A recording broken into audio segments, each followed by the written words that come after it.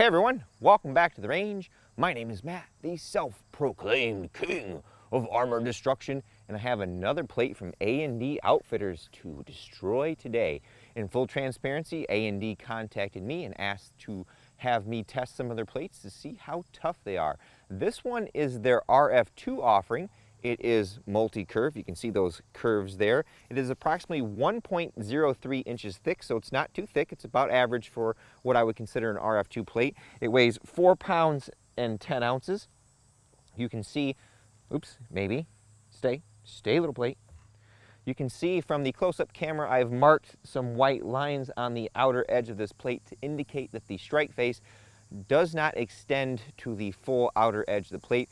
We'll see some more of that in the teardown, but essentially that's how some manufacturers save weight, because they know the NIJ will not shoot any closer than 2 inches from that edge. We've seen some plates with a lot more foam ring around the outer edge than others. I would say this is below average, meaning that it has the lesser amount of foam, and that's a good thing. While I'm not an NIJ lab, I try to stick to a few constants that you guys can use to help judge the performance of this armor. I shoot at 45 feet, that is the official NIJ testing distance for rifle armor. I shoot at 0 degrees, or as close as I can as possible, because that is worst case scenario for the armor. I use this giant clay briefcase right here filled with Roma Plastilina #1 clay, so graciously donated by Chavant. A big thank you to them for this, because I actually built this new test rig specifically to put this clay in. Now, this is an outdoor, backyard testing, so I don't have any way to environmentally condition this clay to about 95 degrees or 98 degrees. So whatever the outdoor ambient temperature is, it's about 80 degrees today.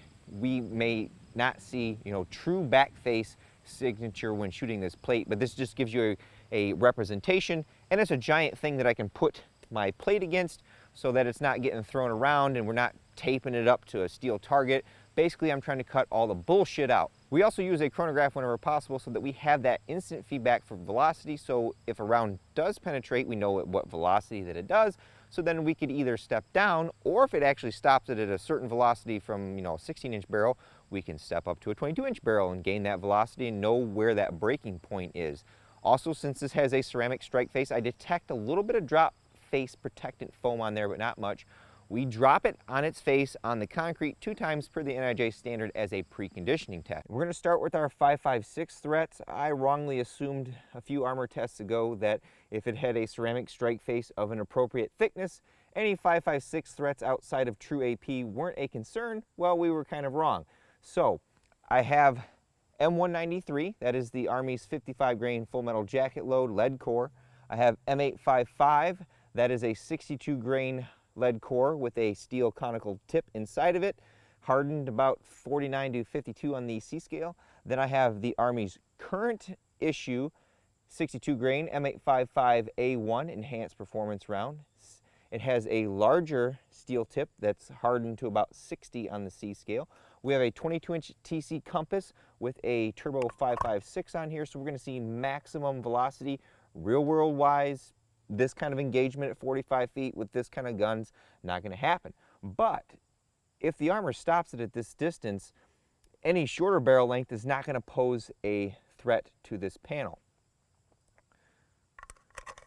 I've marked out some spots on our plate where we can take some, fair hits. Real world fair hits, they're going to just stack rounds on top of you. You should be getting out of the way after the first hit.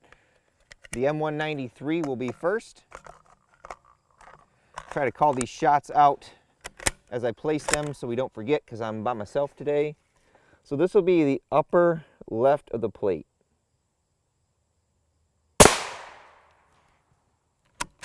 Good velocity, almost 3,400 feet per second. This will be right next to it. Then the M855, aka green tip.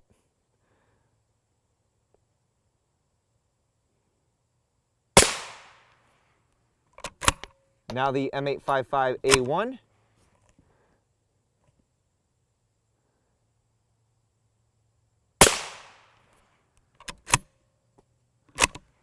Getting a little below average velocity today, likely because it's not super hot outside.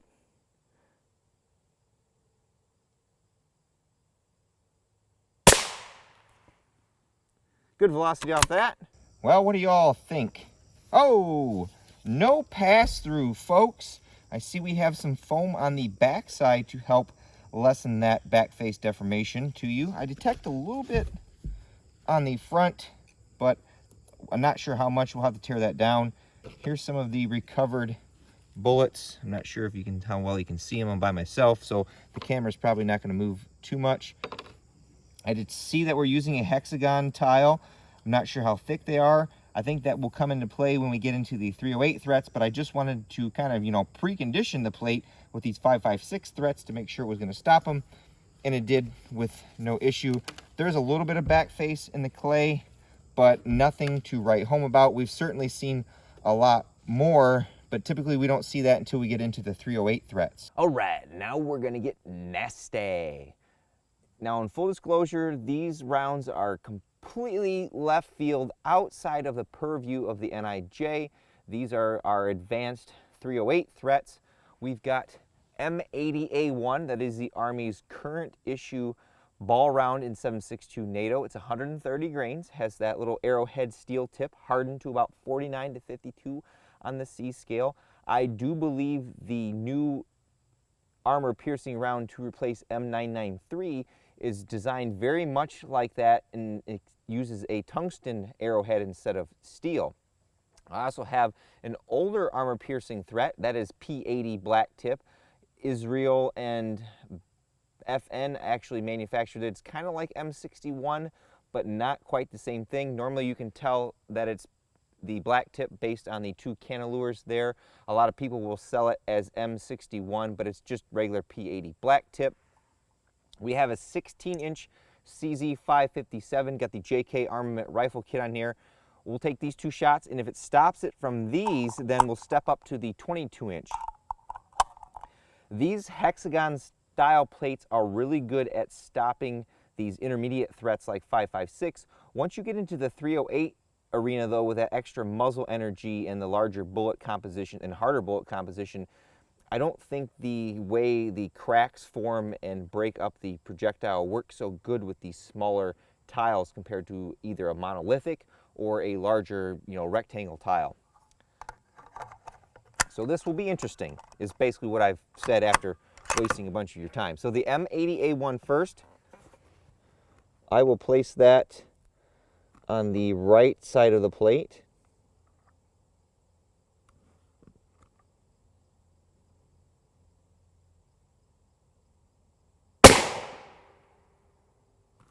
Good velocity off that. The plate's smoking down there. That's not a very good thing. Then the P80 will be back to the left-hand side.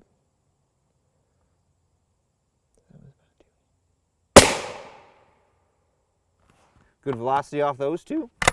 Let's go see what we did. Here was our M80A1 shot, and then here was our P80 black tip. About 3 inches from that one. That should be considered a fair hit. This one is definitely considered a fair hit. Like I said, the good thing about these hexagon tiles is it really makes these plates multi-hit capable, but only to a certain point with certain threats. Place those bets in the comments below.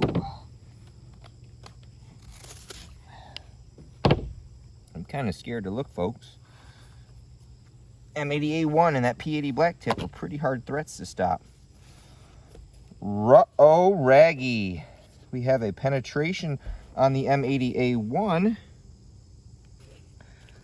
and even on the P80 black tip, it's kind of hard to see, but it actually squeaked out, if I can get the camera to focus, right there. Very interesting. It tried to stop it, but it just, like life, it just found a way. So there's no need to use the 22-inch with those advanced threats, because the increased velocity will just poke holes in this. Didn't even look like it tried to stop it or slow it down too much with the M80A1. Looks like it just plowed a clean hole straight through there. Now it's time to dump some energy in the plate. We've got our 22-inch TC compass with the JK armament rifle kit up there. So we're going to see full velocity out of this. We have some 145 grain M80 ball from Poon-Sang, lead core. Should be going 2750 to 2780 feet per second. It is surplus, so there may be some that dip into the low 2700s. I've got 4 rounds here. I'm going to take just a couple different shots on the plate. I'm going to probably put one in an area that's compromised to see how well that particular area does. Mainly we're looking to see how well all the polyethylene stays together with all of this energy. I know there's different levels of polyethylene. There's different grades, I should say. The higher the grade, I think the harder it is and the more resistant it becomes. And I think some of those higher grades help control backface as well. So we'll see what we get. The old rotary magazine here that I don't like too much of. Don't got all the zooms on here. I can see this plate pretty good at 45 feet. So this one will be between the M80A1 and the M855A1.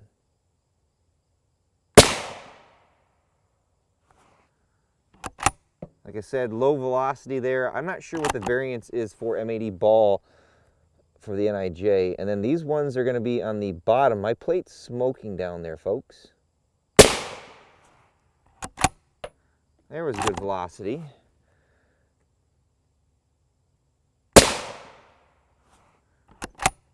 Decent velocity there. And the last one here.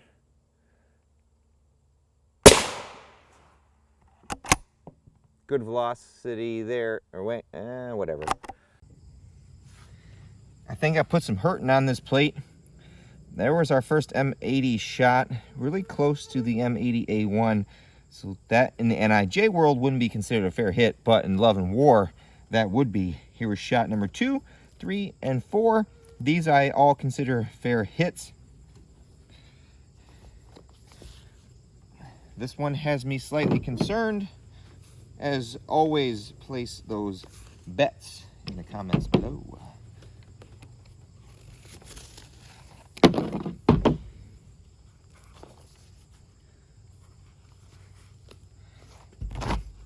We have a fair amount of backface down here, quite a ways in there. That one looks to be probably about failing. I can't tell if I have a penetration here on the M80 ball up here next to the A1 shot, but I think maybe I do.